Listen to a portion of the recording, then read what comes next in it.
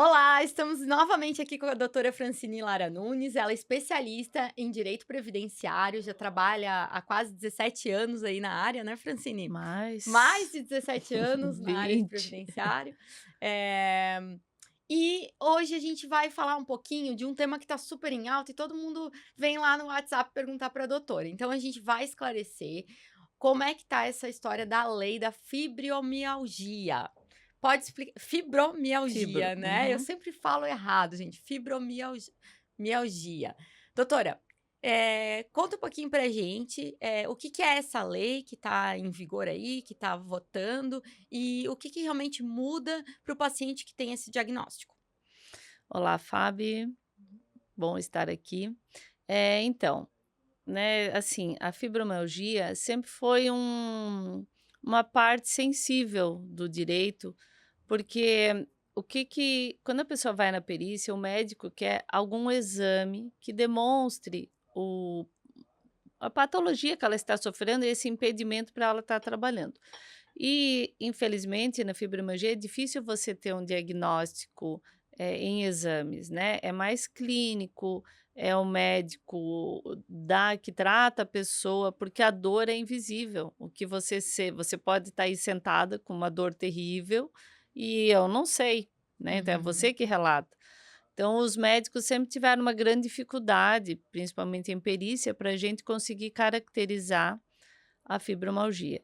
Então a pessoa tentava um auxílio-doença, um benefício por incapacidade temporária, né, e dificilmente ganhava. Muitas vezes a gente tinha que dizer: "Olha, às vezes não fala isso, fala assim ou desse jeito", para deixar mais caracterizado, para que a pessoa conseguisse ganhar o benefício.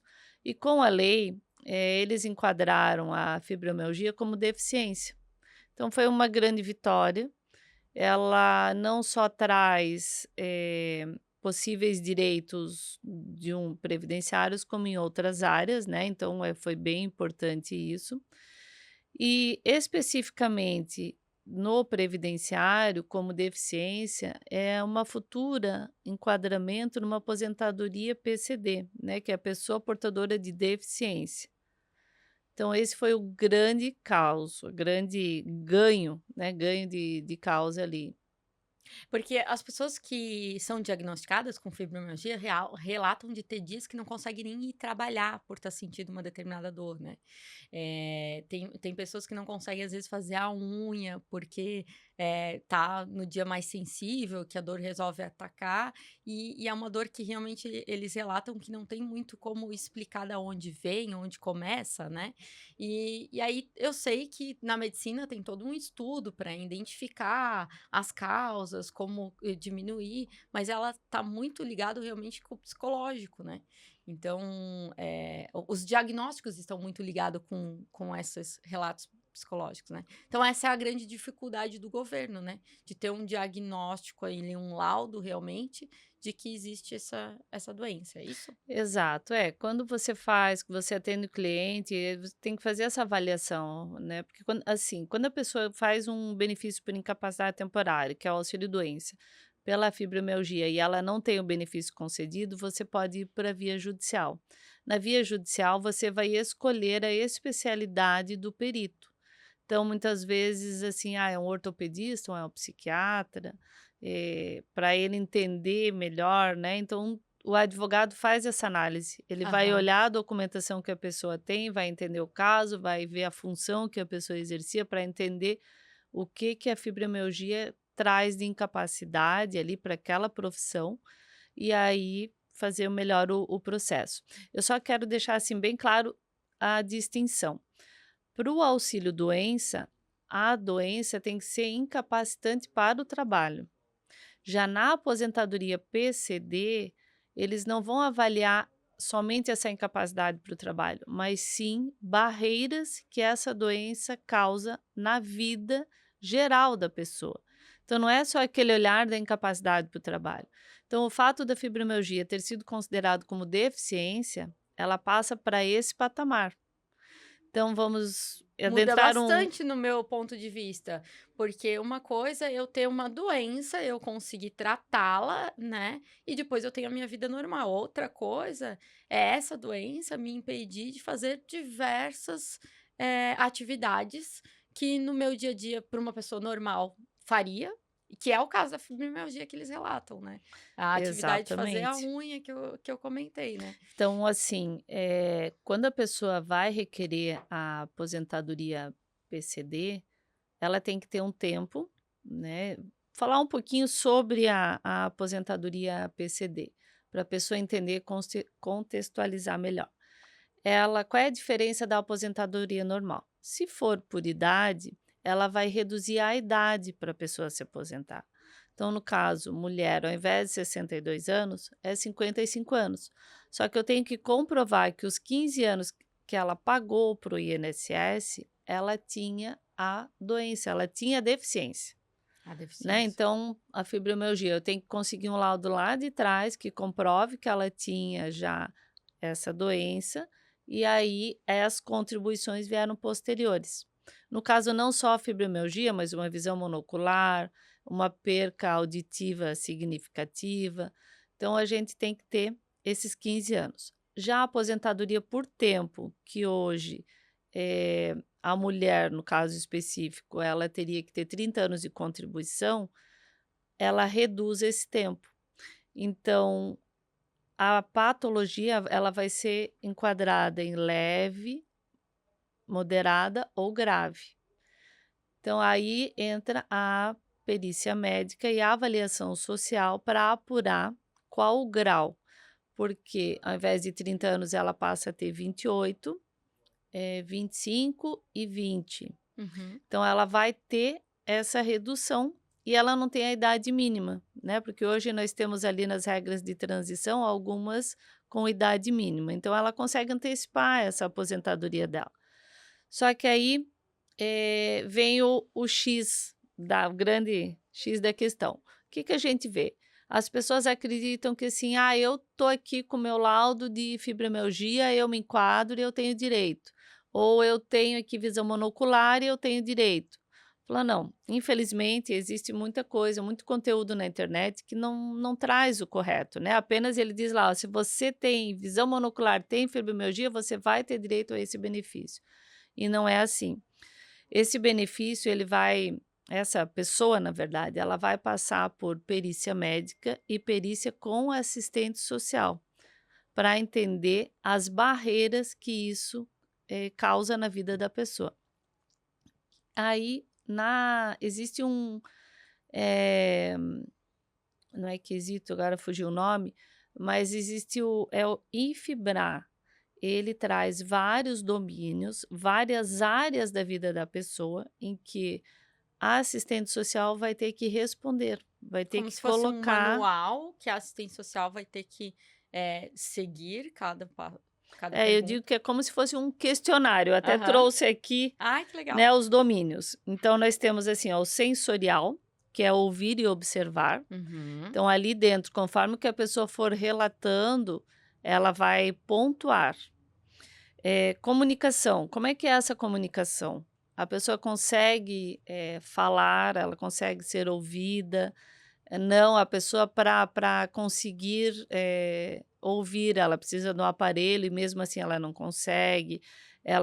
Você vai conversar com a pessoa, ela pede: "Não, não me manda áudio, só escreve". Uhum. Ou, às vezes, um idoso dentro de casa que você tem que sempre estar falando mais alto, ou a pessoa indo trabalhar, tem essa dificuldade, Uhum. né. Eu tive um caso recente, a cliente é vendedora, e aí ela estava com essa deficiência auditiva, e aí então Vai a vender como, loja né? Não vai escutar o exato. cliente, não vai escutar o cliente, não vai escutar o chefe que tá passando as orientações, vai passar preço errado. Aí a loja tirou ela do setor de vendas e colocou no administrativo, porque Certo. ela exercia uma grande função, ela tem um potencial muito bom, então só mudou ela de função. "Ah, mas então não vai ter direito?". Não, isso são as barreiras que criou na vida dela, Uhum. né. Então outras coisas, assim, a mobilidade. A pessoa tem, não precisa ser cadeirante, mas ela botou uma prótese, ela ficou com alguma sequela também ali que ela não consegue pegar um ônibus ou andar na rua direito, eh, coisas assim que impedem ela dessa mobilidade. Cuidados pessoais, a pessoa consegue ter esses cuidados ou não? Vida doméstica, ela consegue fazer a própria comida, ela consegue, ali ainda em cuidados pessoais, ela consegue tomar banho sozinha, ela consegue se alimentar. Uhum. Então, em cada domínio desse, tem perguntas. E o Certo. médico, nem sempre ele faz todas, por isso é muito importante a orientação do advogado, porque a gente senta antes da pessoa ir na perícia e a gente vai conversar, vai apontar. Olha, me fala um pouquinho do teu dia a dia, e aí a gente coloca isso e a pessoa vai falar, "Ó, então isso aqui é importante você deixar claro, isso é Ótimo. importante você trazer", porque muitas vezes, Fábio, a pessoa está tão acostumada a lidar no dia a dia dela daquele jeito que ela já não vê que ela criou uma outra forma de viver É verdade. e ela chega lá na perícia, ela não consegue nem colocar. Isso me lembra um caso, dentro de casa eu tenho meu pai, ele utiliza de um aparelho auditivo e ele não percebe mesmo que ou a TV tá muito alta ou, né, e ele acha o tempo todo ele tá lendo e escrevendo, ele não percebe que é porque ele já não escuta mais tanto, mas quem convive com ele é que percebe. Então imagina se ele chegar lá e perguntarem: "Ah, tu tá ouvindo?" Ele vai dizer: tô ouvindo", né. "Não, o meu aparelho funciona". Então, realmente, essa orientação do advogado faz toda a diferença, Com porque a certeza. percepção, essa autopercepção vai sendo perdida, né? Porque o ser humano ele tem essa Se capacidade de adapta, né. tentar se adaptar para viver em sociedade, né? Então, ele nem percebe essa adaptação, né? E isso é até neurológico, né, o É, corpo da gente busca um jeito de se de se adaptar ao adaptar. meio ambiente para sobrevivência. Exato. Outro caso também, o cliente ele tem a visão monocular e ele só descobriu quando ele foi tirar a carteira de motorista. É, isso é comum, na A verdade, né? habilitação, ele assim: "Mas não é assim normal a visão?", Aham. né, então ele achou que o jeito que ele tinha a visão era normal, e ali ele descobriu que não. Mas ele se adaptou, ele trabalhou, ele tem 30 anos de contribuição. Quando ele apareceu no escritório, a gente buscou assim: "Ah, você vai ter que buscar isso e aquilo", e aí a orientação. "Tá, mas no teu dia a dia, quais são as barreiras?". "Ah, como assim barreiras?", É, né, aí num dos cursos até uma coisa que eu não tinha pensado e que me trouxe, que a pessoa quando tem visão monocular, ela tem que escolher o lado da cama que ela dorme. exato. Porque se, eu não enxergo desse lado e eu tô desse lado da cama, eu vou me virar, eu posso cair da cama. A pessoa perde Sim, a porque a visão visão perde periférica. toda a noção de espaço daquele ambiente, né, naquele lado da visão. Exato, então só quem está vivendo ali para saber e muitas vezes nem E eu ela se diria percebe. eu diria mais, com certeza quem tá vivendo não percebe, porque ela vai se adaptando. É quem vive com essa pessoa que vai notar. Falo por lá em casa. Quem vive com Exatamente, essa pessoa é que começa a perceber as adaptações. sim.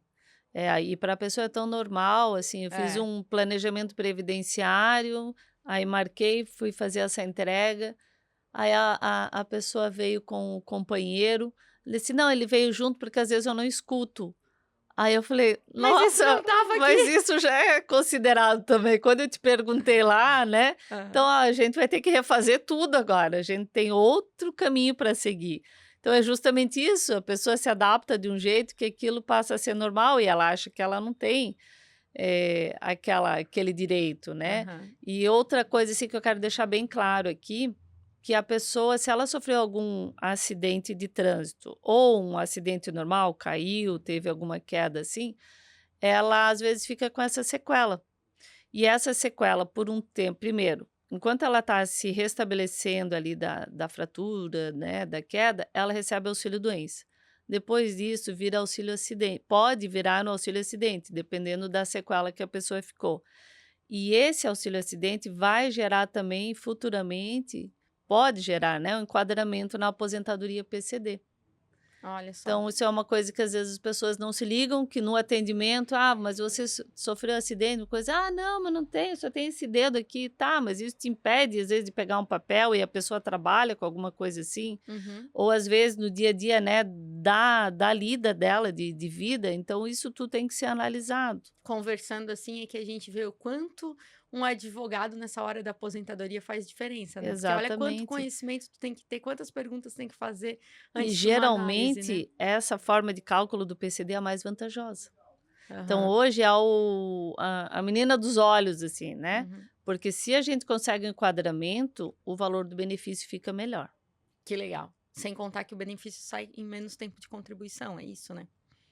Também reduz, Dependendo do caso, né? exato. Aham. Dependendo do caso.